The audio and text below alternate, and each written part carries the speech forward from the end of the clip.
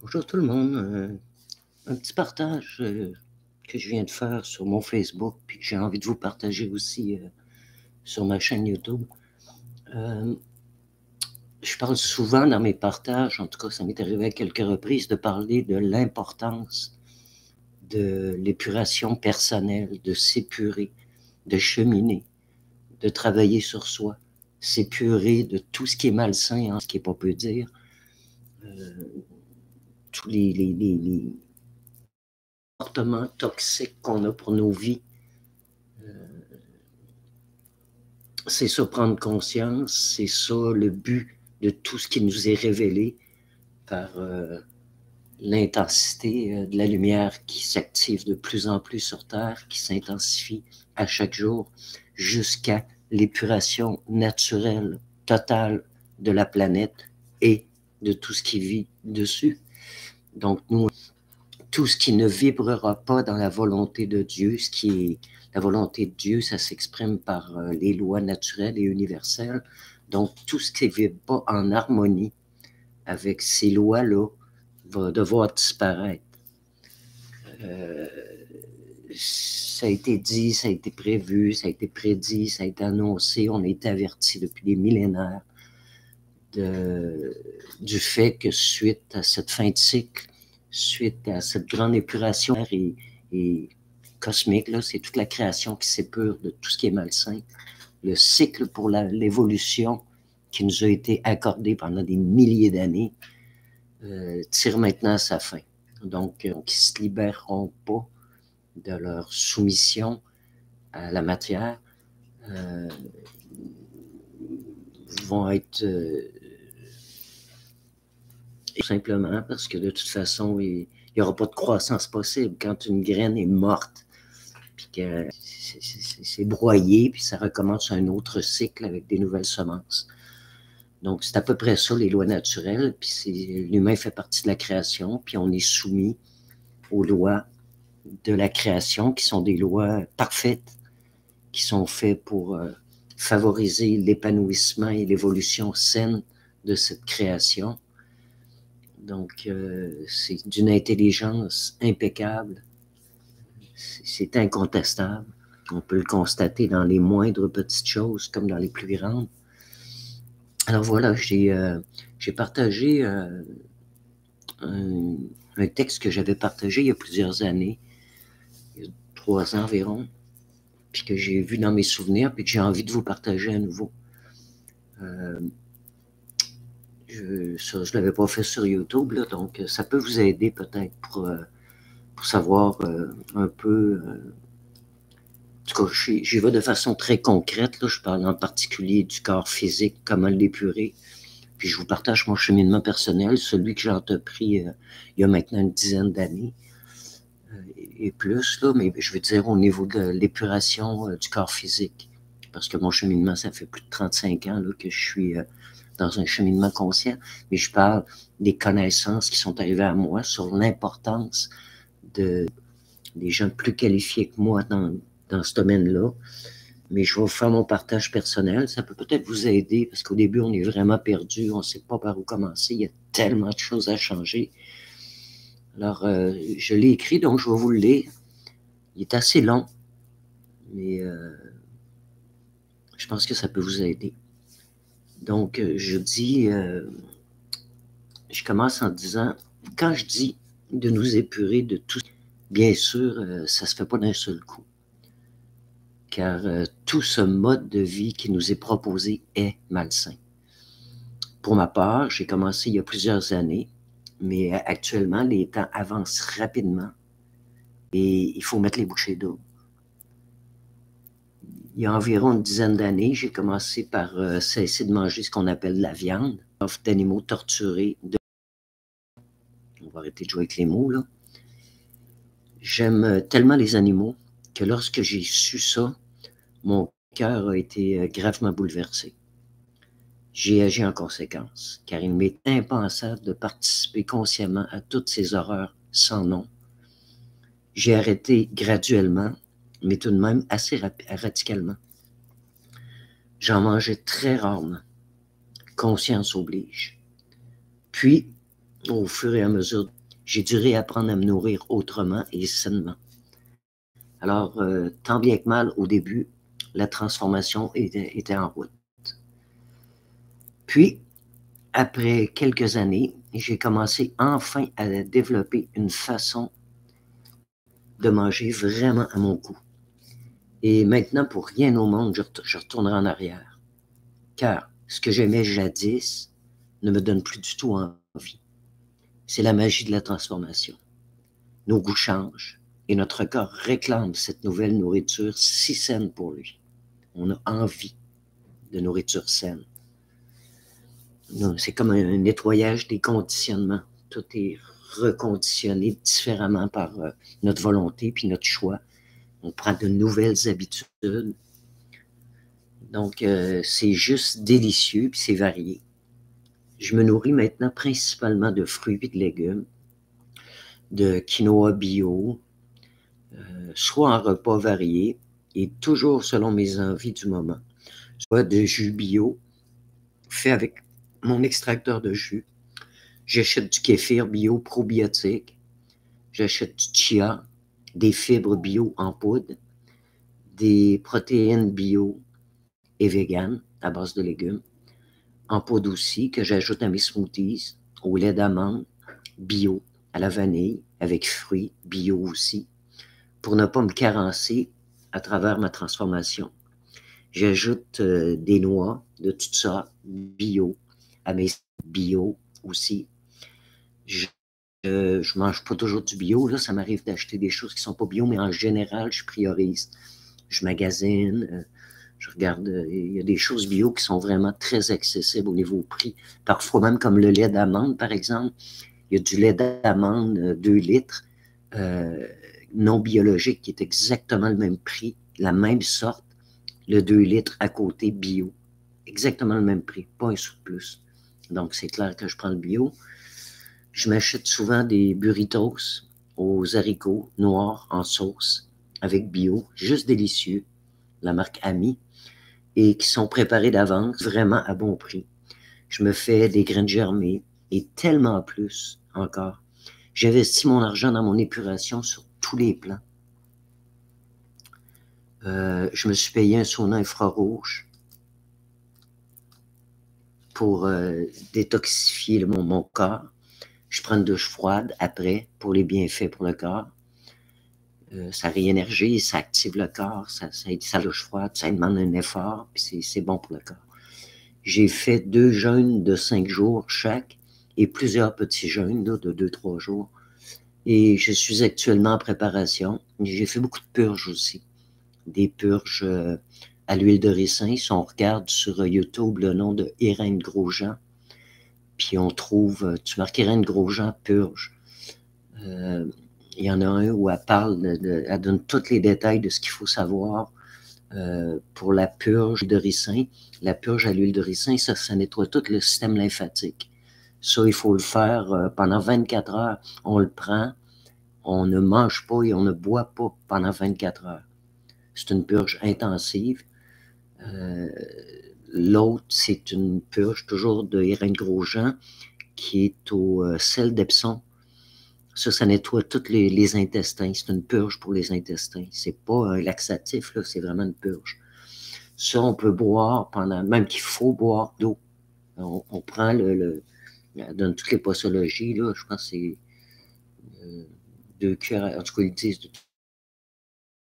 c'est pas très bon. Moi, je me bouche le nez, puis je cale, je brasse tout ça, puis je cale. Puis après ça, ben, la purge au sel d'Epsom, ça, on boit beaucoup, beaucoup d'eau, puis on peut prendre même, elle recommande, des bouillons de légumes, des bouillons de jus de légumes pour reminéraliser le corps. On peut mettre, on peut prendre des tisanes, il faut boire beaucoup. Ça, c'est, puis ça sort. C'est sûr que quand on fait des purges, on reste à la maison parce qu'on va aux toilettes, ça peut partir à tous les 10 minutes, là. Puis c'est rapide. Donc, on reste collé à la maison, on ne sort pas, on prévoit tout ça. Donc, il y a ça, j'en ai fait plusieurs, des 2. Donc, là, prochainement, je suis sur le point de faire un jeûne long de 3 semaines sans manger environ. En tout cas, ça, j'écoute mon corps, là, puis je me fais pas violence, je suis à l'écoute. Je regarde comment je le vis parce que c'est bien impressionnant, les jeûnes. Quand les premières fois qu'on les fait, on a un petit peu faim les premières journées, mais c'est surtout mental, c'est surtout des habitudes. Donc, la première ou deuxième journée, mais après 3 jours, on n'a plus faim. Si on fait des jeûnes secs, mettons une journée, on ne boit pas, ben, ça vaut 3 jours de jeûne ordinaire.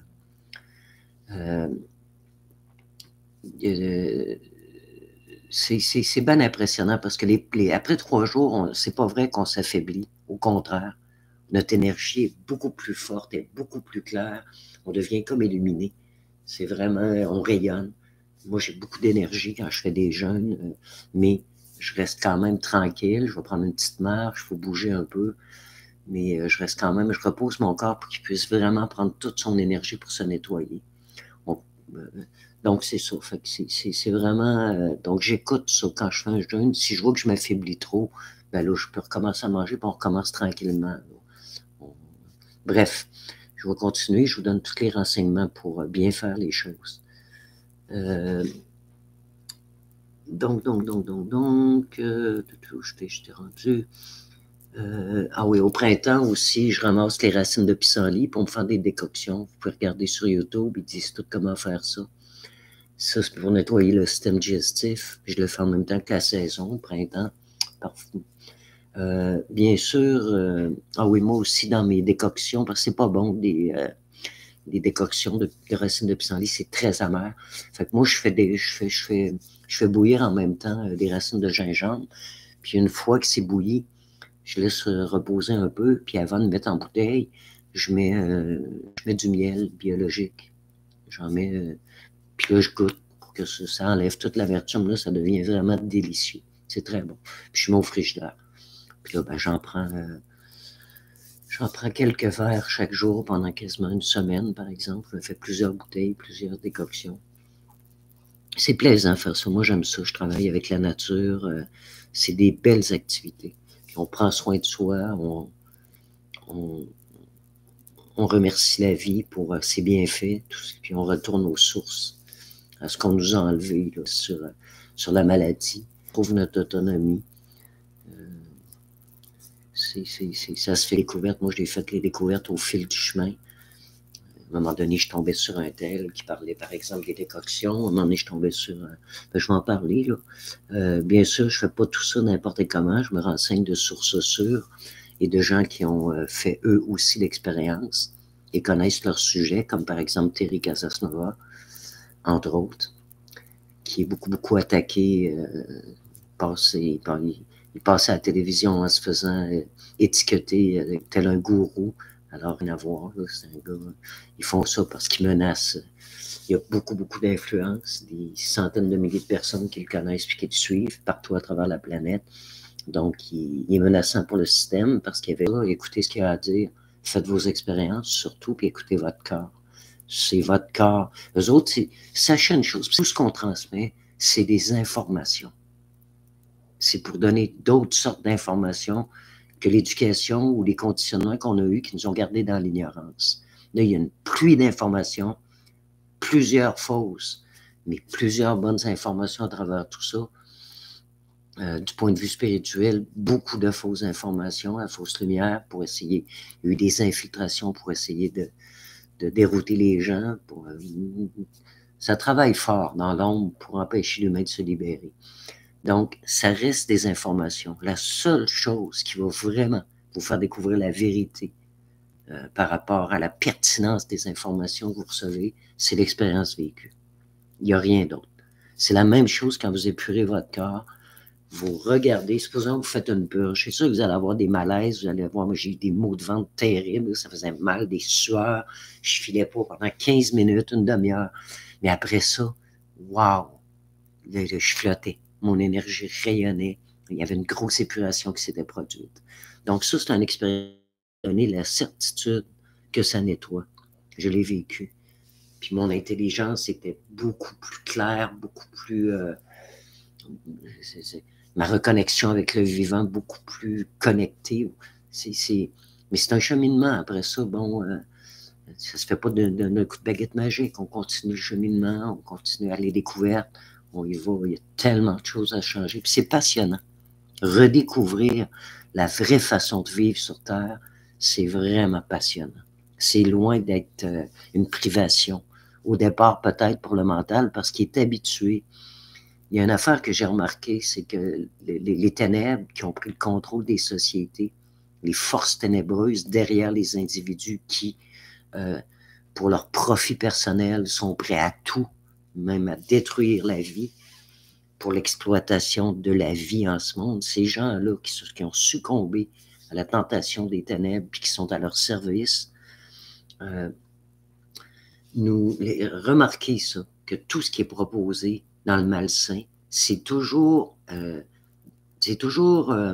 présenté comme quelque chose de bon pour nous.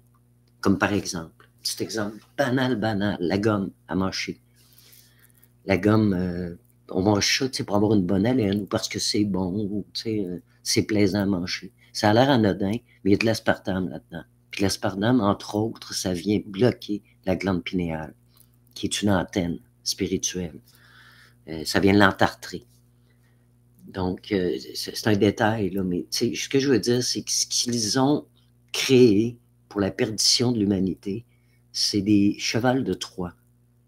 Ça a l'air d'être des cadeaux, comme par exemple tout le confort illusoire dans lequel on vit nous rend paresseux. On devient amorphe.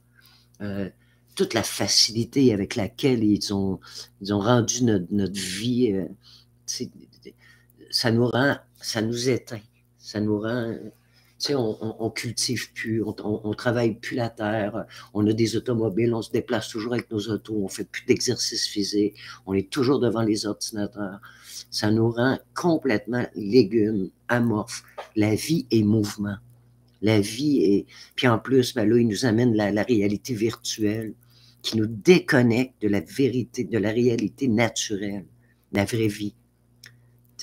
On est toujours dans le virtuel, on est rendu qu'on n'est plus en contact avec la nature, on n'est plus en contact avec... on n'est plus émerveillé de la vraie vie, on s'émerveille sur Internet. On voit des choses de la nature sur Internet, puis on est « Waouh, que c'est beau! » On l'a en pleine face devant nous, dehors, cette merveilleuse nature, et on ne la regarde plus. On court comme des poules pas de tête. Donc, tout ça, ce qui nous fait paraître un confort moderne est une perte. C'est la perdition de l'humanité. Ça nous amène dans l'abîme, tout simplement, à perdre nos vies. Tu sais, il y a une phrase qui disait « On perd notre vie à la gagner ». Ben, c'est en plein ça. Donc, soyons conscients de ces pièges-là. Sortons de l'illusion du faux bonheur, l'illusion après laquelle tout le monde court. Hein? Ils n'ont jamais de satisfaction, remarquée avec ces illusions-là. Il n'y a jamais de satisfaction, on en veut toujours plus, ça finit jamais. Tandis qu'avec la vraie vie, tu as un bonheur durable. Quand tu chemines, tu t'épures, tu sors de tout ça, tu reprends contact avec la vie, il y a vraiment un bonheur durable. Premièrement, ta vie retrouve son sens à travers des événements. Moi, personnellement, à travers les événements, ma vie est comme un livre. Tout se suit. Je suis fasciné, impressionné de la grandeur de la vie. Tout se suit. Je lis dans les événements de ma vie que ça s'en va. Ça me permet de me connaître, ça me révèle. J'en apprends sur ma vie s'enrichit. Puis d'ailleurs, tout ce qu'on apporte quand on va décéder, tout ce qu'on va apporter de l'autre côté, c'est notre expérience vécue. C'est ça qui façonne notre être. C'est ça qui façonne notre personnalité spirituelle, en bien comme en mal, selon nos choix. Il y a des gens que leur personnalité spirituelle est d'une laideur immonde, parce qu'ils vivent dans la laideur. Ils vivent dans l'exploitation, la manipulation, l'arrivisme, tous les vices qui découlent de cette façon de vivre-là. L'égoïsme, la perversion, on en voit, là, c'est rendu banal, la perversion sous tous les plans. Donc, grosse parenthèse, mais je vais continuer mon partage. J'avais dit que c'était un peu long. J'espère que ça va quand même vous intéresser. Je vous le souhaite. Sinon, ben, arrêtez la vidéo et passez à autre chose. Donc, je continue.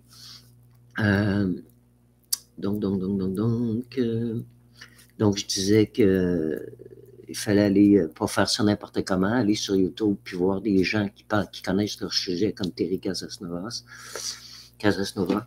qui nous dit tout ce qu'il faut savoir sur le jeûne avant de se lancer. T'écris son nom sur YouTube, Terry Casasnova, puis t'ajoutes jeûne, puis t'as 4 vidéos, il me semble, la 1, la 2, la 3, la 4, par étape, qui explique tout ce qu'il faut savoir. C'est des courtes vidéos, mais tout ce qu'il faut savoir pour faire ça sans danger, là, vraiment, à quoi être à l'écoute pour savoir si on continue ou si on arrête le jeûne. On peut reprendre plus tard, des fois, on y va graduellement, comme pour toute chose, quand on veut faire une transformation, on y va graduellement. C'est ça, il y a 4 courtes vidéos qui expliquent tout. Car on peut avoir des symptômes désagréables lors de la détoxification du corps, mais c'est toujours passager. Si c'est pas passager, il y a un problème, on peut consulter. Mais c'est passager, ça dure une journée au gros max, mais d'habitude, c'est même pas, c'est 1 heure, 15 minutes, une demi-heure. Puis c'est très bon signe, ça veut dire que le corps se nettoie. Tu peux avoir des maux de tête, tu peux avoir des maux de cœur, il y a même des gens qui vomissent, il y a toutes sortes de réactions, dépendamment de l'état de votre santé. Moi, ça n'a pas été si pire quand même, parce que je l'ai fait graduel, puis je m'aide de beaucoup de façons. Même quand je prends un bain, je mets du sel de mer à l'eucalyptus dedans pour nettoyer pour nettoyer l'énergie aussi, l'énergie du corps. T'sais. On est pollué à ce niveau-là aussi avec toutes les informations puis ce qu'on vit aussi. Notre corps éthérique reçoit tout ça. Donc, c'est un nettoyage. D'ailleurs, le jeûne nettoie sur tous les plans, hein. Même énergétique, même au niveau de l'âme. Ça peut aller dans des mémoires, ça peut nettoyer des expériences vécues passées. Ça nettoie sur tous les plans, c'est vraiment en profondeur. Donc, lorsque le corps se détoxifie, la langue devient blanche. Ça, c'est vraiment quelque chose d'important à vérifier. Supposons que tu fais un jeûne, tu vérifies, tu vas voir ta langue là, dans le miroir, puis si elle est blanche, ton corps se nettoie. Moi, j'en ai fait des jeûnes assez longs, là, 5 jours par exemple, ma langue était blanche, blanche, blanche. Puis si je mangeais, je recommençais à manger, elle redevenait rouge. Puis si, supposons, tu es en jeûne, puis ta langue, tu ne manges pas, là, puis ta langue n'est plus blanche, puis elle recommence à manger, ça veut dire que ton corps n'est pas assez fort en énergie. Il ne se nettoie plus. Donc, ça ne sert à rien de poursuivre. Ça, c'est des trucs hyper importants à savoir. Terry explique tout ça sur YouTube. Casasnova. C-A-S-A-S-N-O-V-A. Important d'écouter ces vidéos. Capital. On ne fait pas un jeûne n'importe comment. C'est un signe important à surveiller à titre d'exemple. En ce moment, je disais à cette époque-là, quand j'ai écrit ça, que j'étais dans un jeûne et que ma langue était très blanche. Et j'étais pas dans un jeûne encore, puis ma langue était blanche parce que je mangeais sain, j'intoxiquais plus mon corps, puis naturellement, ben, il se nettoyait. J'écris aussi que quand je fais ces nettoyages-là, je fais des rêves hallucinants qui m'enseignent sur ce dont j'ai besoin de savoir, alors qu'avant, je rêvais plus ou peu, et pas toujours significatif. Souvent, c'était des rêves de n'importe quoi. Mon énergie change, mes pensées sont vraiment plus claires, je me sens bien en moi-même, sauf lorsque des choses à vivre désagréables, pour apprendre à les gérer. À chaque fois, j'en sors grandi et enrichi pour la suite du chemin. J'ai avec moi la guidance de Dieu, parce que je le prie, je lui demande de me guider, de m'inspirer, de m'enseigner à travers des événements de ma vie. Je ne prie que Dieu. Même si j'ai un guide, le guide de toute façon est au service de Dieu, donc il a été envoyé à moi par celui qui crée la vie, et tous ceux qui œuvrent au service de Dieu. Donc, quand je dis Dieu, hein, je ne fais pas allusion à des religions, là. Moi je suis complètement autonome, je marche seul, je ne suis pas dans des associations, je ne suis pas dans des groupes, pas dans des sectes, pas dans des religions, je marche seul. Donc, avec Dieu, évidemment, parce qu'il me guide de façon vivante à travers mon chemin. J'en ai déjà un petit peu parlé. J'ai tellement vécu de choses extraordinaires des choses, des signes dans le ciel, des choses qui me mettaient complètement sans voix, tellement j'étais estomaqué par la grandeur de ce que je vivais, en lien avec ce que je vivais. J'avais des réponses de façon m'enseigner, parce que ça me parle à travers tout ça. C'est pas évident. Peut-être que je ferai une vidéo, non, même pas. Mais en tout cas, c'est ça qui redonne un sens à notre vie. Donc moi, je crois en Dieu de façon convaincue. C'est pas une croyance, c'est vraiment une conviction. Ça m'est arrivé ma vie durant, pendant plus de 35 mois, même avant. Enfant, je vivais déjà des choses incroyables, sauf que j'avais pas conscience. J'étais un enfant, je vivais naturel. Mais je m'en rappelle. Puis avec le recul, quand j'ai regardé tout ça, je me dis, dans le fond, j'ai toujours été dans un chemin guidé par la vraie vie, là, à travers ma race humaine. Ce qui fait que j'ai eu mon expérience. Je sais de quoi je parle. On n'a pas le choix, de toute façon. On est obligé de traverser. Même nos parents sont conditionnés de choses malsaines, donc on n'a pas le choix. C'est la terre entière, c'est l'humanité entière qui doit sortir du marasme. Il n'y en a pas d'endroits qui sont complètement à l'écart de ça, sauf peut-être maintenant des gens qui commencent à se libérer de tout ça, mais je veux dire, c'est récent, là. Donc, j'ai marqué que j'ai avec moi la guidance de Dieu, à qui je dois tout, car il m'a maintes fois, j'ai eu beaucoup d'attaques dans ma vie, et il m'a sorti du pétrin. Il m'a tout appris à travers la vie, à travers le vécu. Parce que quand je suis en contact, non pas seulement avec mon mental, mais avec mon esprit. On reçoit des informations, des inspirations, comme sous forme télépathique, dans le fond, mais ça se fait naturel, donc on a l'impression que ça vient de nous.